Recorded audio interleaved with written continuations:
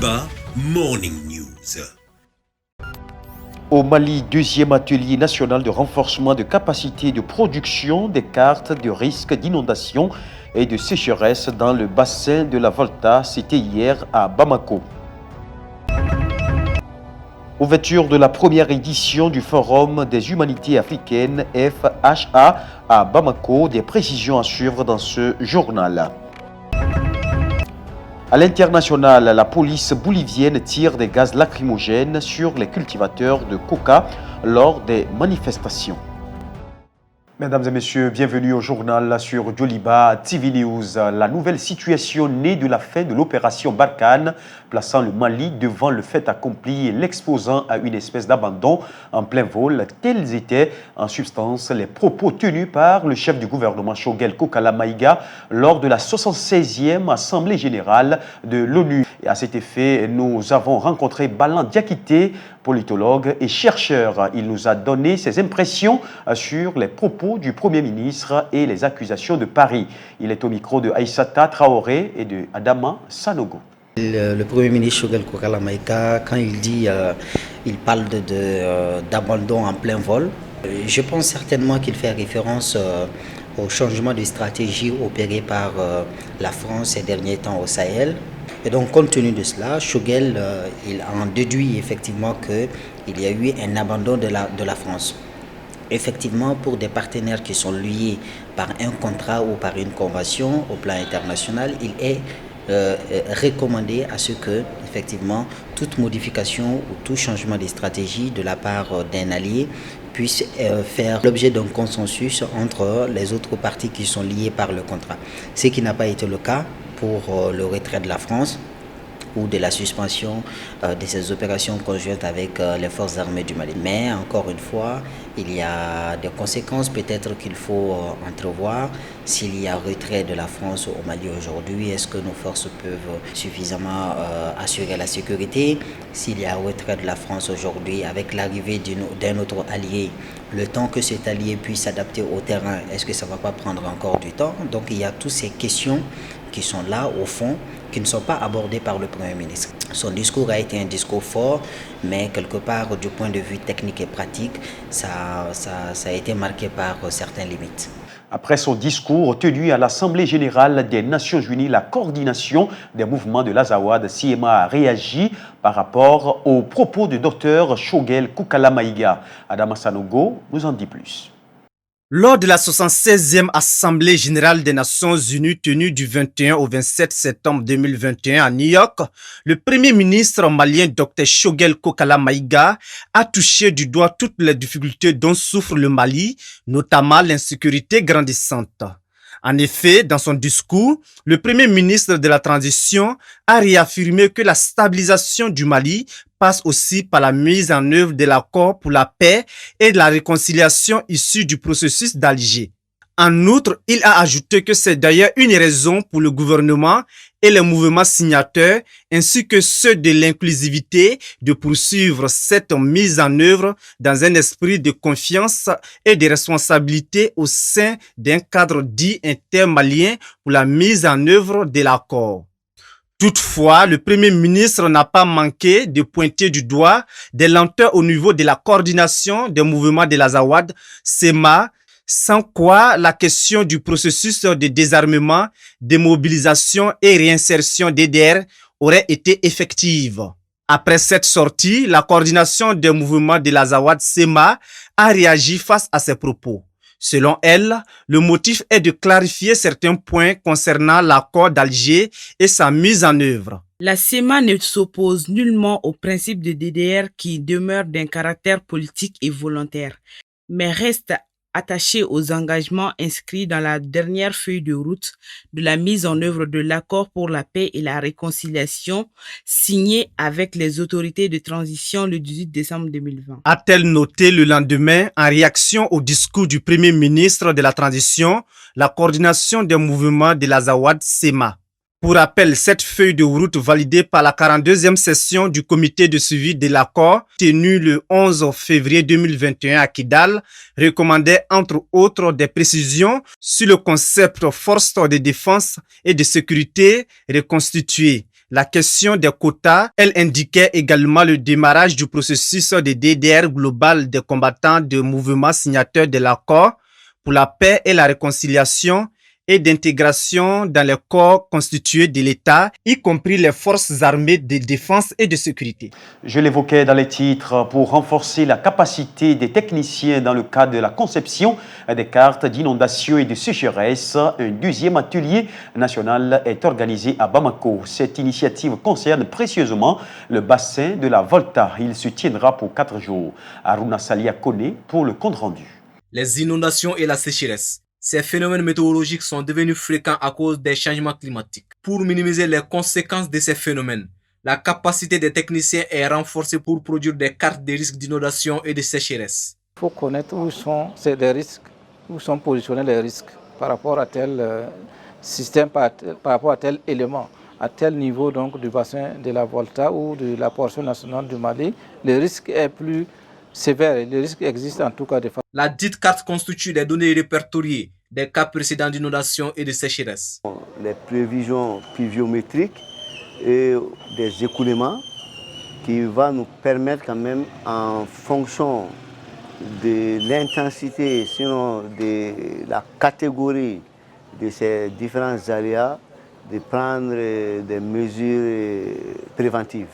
Les organisateurs de cet atelier précisent que le résultat de leurs travaux, c'est-à-dire la conception de la carte, constitue un outil de décision des autorités. Celles-ci doivent œuvrer de telle sorte que les conséquences des sécheresses et des inondations soient minimisées. Bamako abrite du 28 au 30 septembre la première édition du Forum sur les humanités africaines, FHA. Organisé par le ministère de l'Enseignement supérieur et de la Recherche scientifique en partenariat avec l'UNESCO, le thème de cette première édition est « Langues et cultures africaines, socle des humanités africaines ». El Hadji Malik Guitei. C'est parti pour les travaux de la première édition du Forum des humanités africaines, avec comme objectif refonder les humanités en Afrique, dans la diaspora et partout dans le monde, dans la perspective de développer et de promouvoir les humanités africaines. Plus de 70 chercheurs et universitaires venus des 5 régions d'Afrique vont se pencher pendant 3 jours sur plusieurs thématiques concernant la revalorisation des systèmes de savoir traditionnels en Afrique. Il importe d'envisager des stratégies de refondation des approches concernant les langues, les patrimoines et les cultures africaines. La finalité étant d'en assurer la réappropriation intellectuelle, la réhabilitation conséquente et la mise en valeur, afin qu'elle puisse susciter des convergences fécondantes. Ainsi, plusieurs problématiques liées aux langues, culture, histoire et savoir endogènes, ainsi que celles de la jeunesse et des femmes, ont été identifiées par le comité scientifique mis en place dans le cadre de ce forum. Les conclusions de ces travaux devront permettre aux autorités africaines de faire face aux multiples crises qui sévissent dans le continent.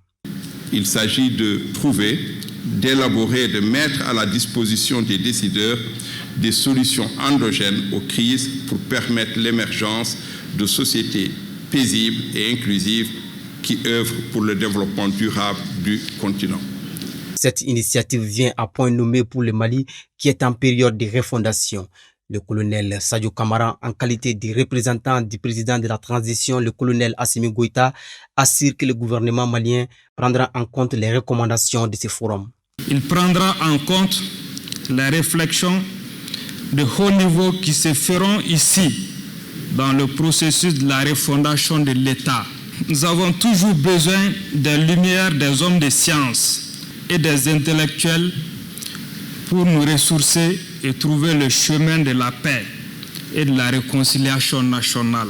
Le Forum des humanités africaines est né des recommandations de la Conférence des humanités africaines tenue à Bamako en 2017. Il est donc le forum fondateur et sera institutionnalisé tous les 2 ans. Pour rappel, ce forum est organisé grâce au partenariat du gouvernement malien avec le Bureau régional multisectoriel pour l'Afrique de l'Ouest de l'UNESCO, le Conseil pour le développement de la recherche en sciences sociales en Afrique, CODESRIA, l'Académie africaine des langues, ACALAN, entre autres.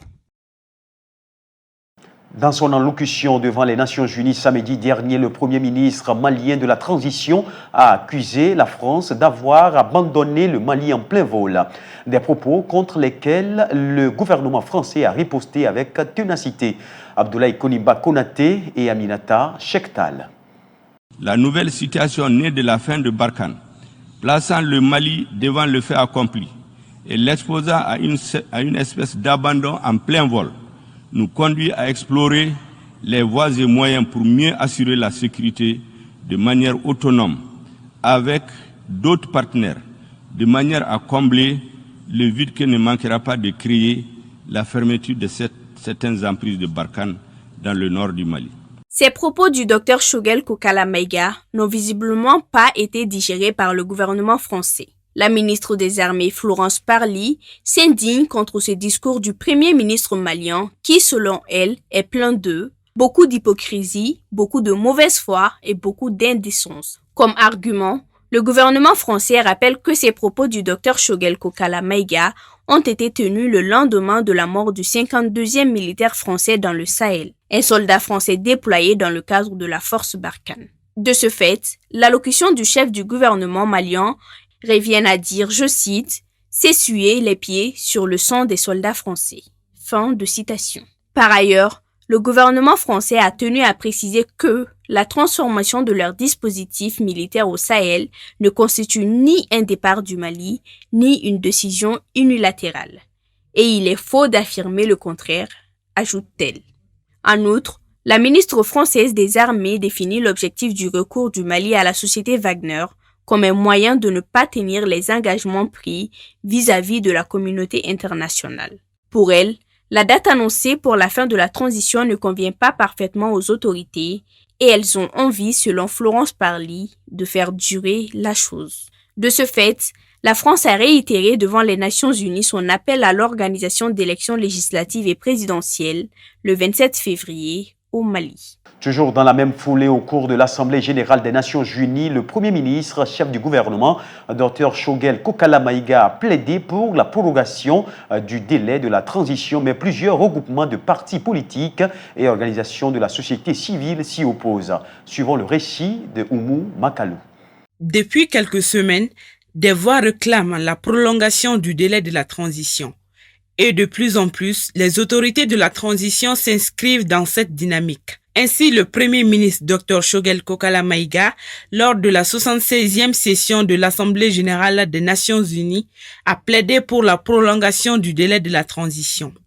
C'est pourquoi des partis et regroupements politiques du cadre d'échange pour une transition réussie au Mali ne cessent de croiser le fer avec les autorités en charge de la transition. L'ancien ministre président d'honneur du parti Moussa Mara a mis à profit ses conservations citoyennes de l'Observation citoyenne pour la gouvernance et la sécurité au CGS pour dénoncer cette prolongation. À cette occasion, il a laissé entendre ceci.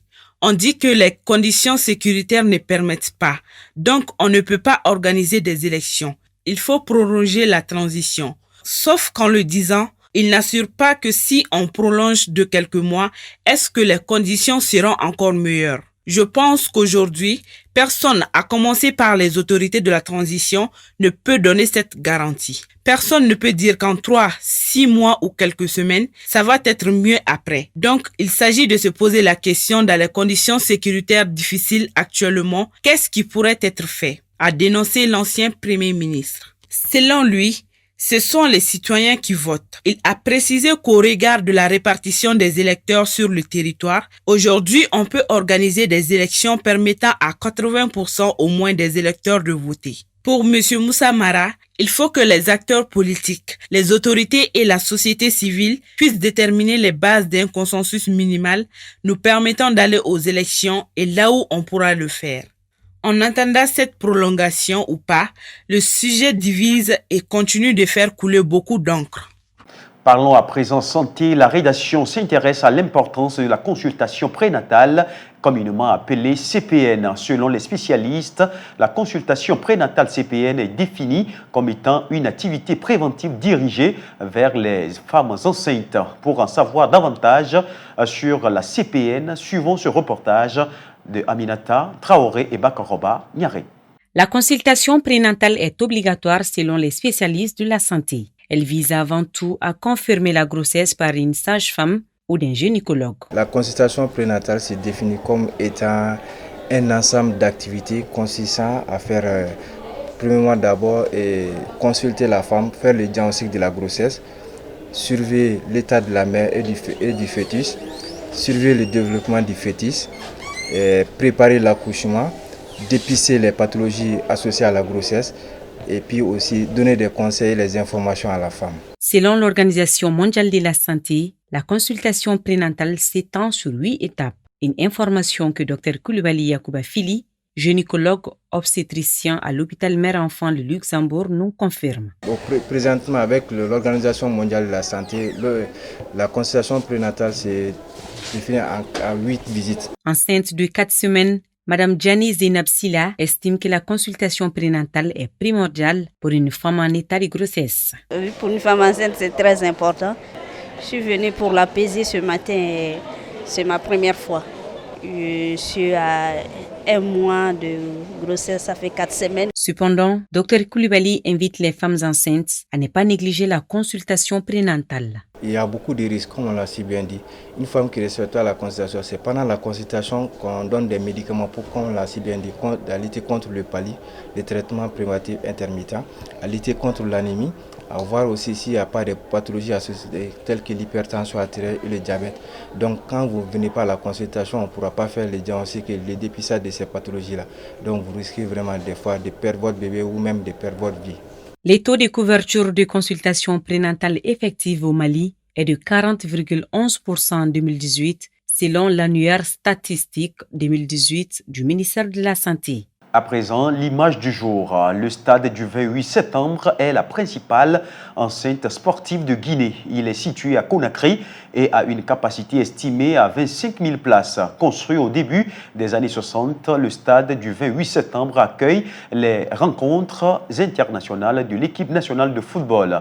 C'est le seul stade digne de ce nom en Guinée. Il est donc également partagé entre plusieurs clubs de la capitale. La dénomination du stade fait référence à la date du référendum sur la Constitution du 28 septembre 1958, date du référendum sur la communauté française rejetée par la Guinée et qui mena à son indépendance.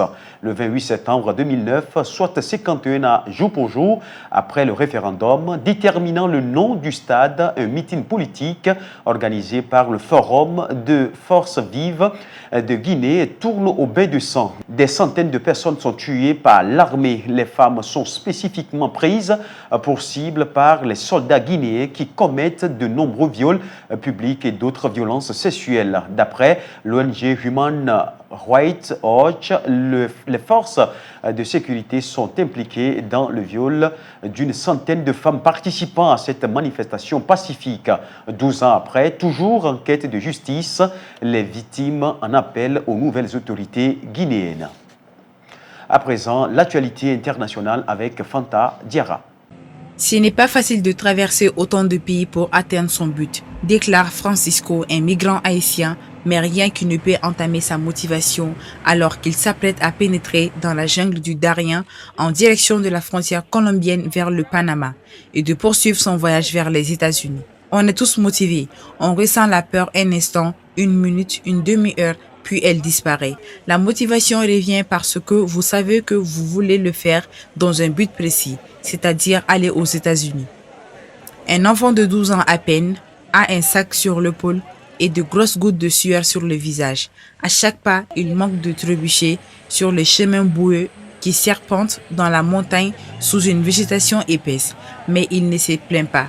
L'air grave et silencieux, pour ne pas être un poids pour ses parents et son petit frère. Comme plusieurs dizaines d'autres migrants haïtiens à la poursuite du rêve américain, la famille entame la traversée de la forêt hostile du Darien, à la frontière entre la Colombie et le Panama. Depuis le début de l'année, quelques 70 000 personnes ont effectué le parcours. Selon les autorités panaméennes, quelques 19 000 autres attendent dans le port colombien de Necoclí pour entamer la traversée de la forêt.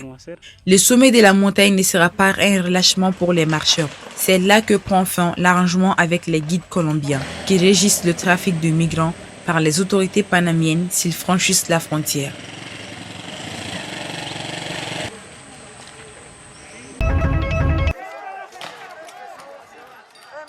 Des policiers anti-émeutes à La Paz, le siège du gouvernement bolivien lance des gaz lacrymogènes contre des cultivateurs de coca qui font exploser de la dynamite lors de leur 3e tentative de prise de contrôle du marché de la coca. Après un groupe rival soutenu par le gouvernement en ait pris le contrôle par la force.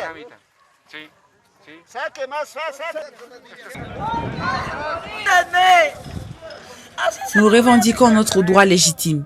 Il est à nous. Nos parents et nos grands-parents se sont battus pour cela. Ils ont fait des sacrifices pour cela. Ce gouvernement du tyran de gauche Luis Arce est un tyran. Justina Nina, une cultivatrice de coca, s'exprime en hurlant sur la police. C'est le fruit de notre dur labeur. Nos parents nous l'ont laissé. Vous ne pouvez pas en profiter comme ça. Ils jettent du gaz lacrymogène dans nos maisons. Nos bébés sont en train de se vanir à l'intérieur. Nous devons remplir nos maisons de fumée, allumer des feux à l'intérieur de nos maisons pour enlever les gaz lacrymogènes. Quel est le problème avec le gouvernement? Mesdames et messieurs, cette édition s'achève ainsi. Merci à vous de l'avoir suivi. Très bonne suite de nos programmes sur Joliba TV News.